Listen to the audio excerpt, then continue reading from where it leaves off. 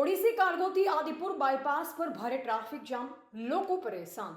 ગતરોજ સાંજે John ગોડાઈથી Adipur bypass તરફ નીકળતા રસ્તા પર ઓડિસી ઓવર ડાયમેન્શન કાર્ગો જેવા વિશાળ કાર્ગોને ગમે તે સમયે સાંકડા રોડ ઉપરથી પસાર કરવામાં આવતા ભારે ટ્રાફિક જામની સ્થિતિ સર્જાઈ। સાંજે 7 થી 8 વાગ્યાના સમયગાળા દરમિયાન અંદાજે 4 કિમી સુધી રોડ બ્લોક થઈ જતા સામાન્ય વાહન ચાલકો, કામદારો તેમજ ગામડાઓ તરફ જતા લોકો ભારે હાલાકી ભોગવવી પડી રહી છે।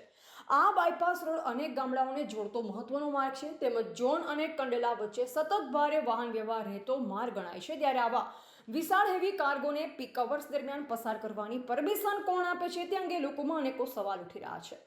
સ્થાનિક લોકોનું કહેવું છે જો પરમિશન આપવી જોઈએ તો રાત્રે 12 વાગ્યા પછી અથવા ટ્રાફિક ઓછો હોય તેવા સમયમાં આવા કાર્ગોને પસાર કરવાની મંજૂરી આપવામાં આવે જેથી સામાન્ય જનતાને મુશ્કેલી ન પડે। સાંજના વ્યસ્ત સમયમાં રોડ બ્લોક થવાથી એમ્બ્યુલન્સ, સ્કૂલ વાહનો અને રોજિંદા મુસાફરોને ભારે તકલીફ વેઠવી પડે છે।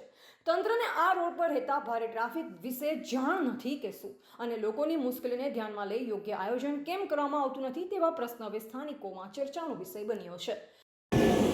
ના ના પતી ગયું ભલે એ હા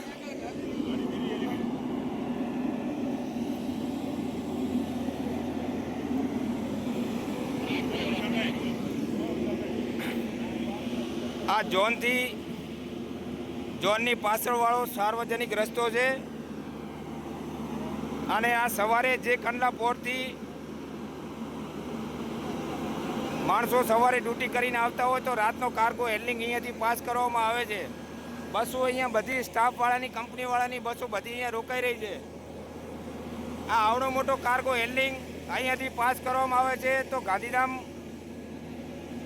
જેના પણ અંડરમાં આવતું હોય એવડું મોટું પરમિશન એને સાંજે 7 વાગે કોણે આપી? ઉપરથી કાંઈ કહીએ તો બધી ધમકી બતાવે છે એના 4 વ્હીલના ડ્રાઈવરો।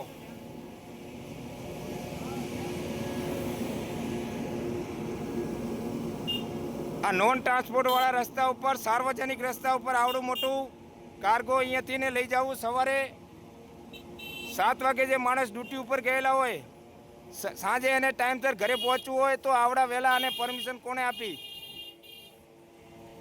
આ એક ઉડતો સવાલ છે। આવડો મોટો કાર્ગો છે, અહીંયા સાર્વજનિક રસ્તો છે। રિપોર્ટર વિક્રમભાઈ જોશી, ગાંધીધામ।